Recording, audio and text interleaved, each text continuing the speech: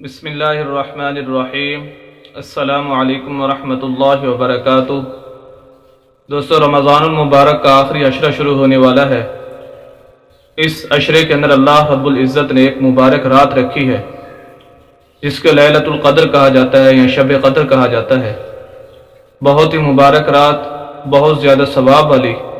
قرآن کے اندر اللہ تعالیٰ خود فرماتے ہیں لیلۃ القدر خیر من الف شہر، کہ یہ رات 1000 مہینوں سے بہتر ہے۔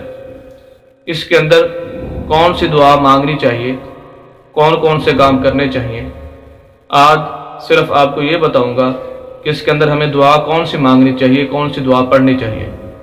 یہی سوال حضرت عائشہ رضی اللہ تعالی عنہا نے نبی اکرم صلی اللہ علیہ وسلم سے پوچھا کہ اللہ کے نبی، اگر میں لیلۃ القدر پا لوں تو میں کون سی دعا مانگوں، کون سی دعا پڑھوں؟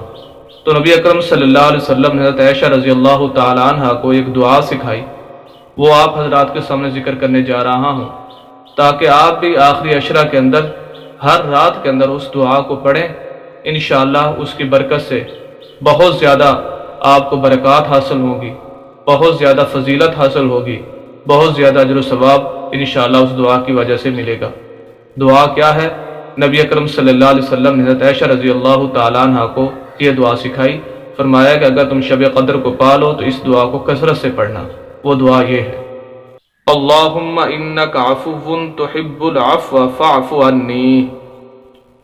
دوبارہ سن لیجئے، اللہم انک عفو تحب العفو فاعف عنی۔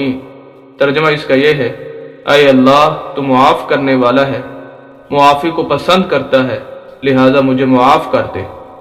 اس دعا کو کثرت سے پڑھنا چاہیے، انشاءاللہ اس کی برکت سے ہم بہت زیادہ فضیلت حاصل کر سکتے ہیں۔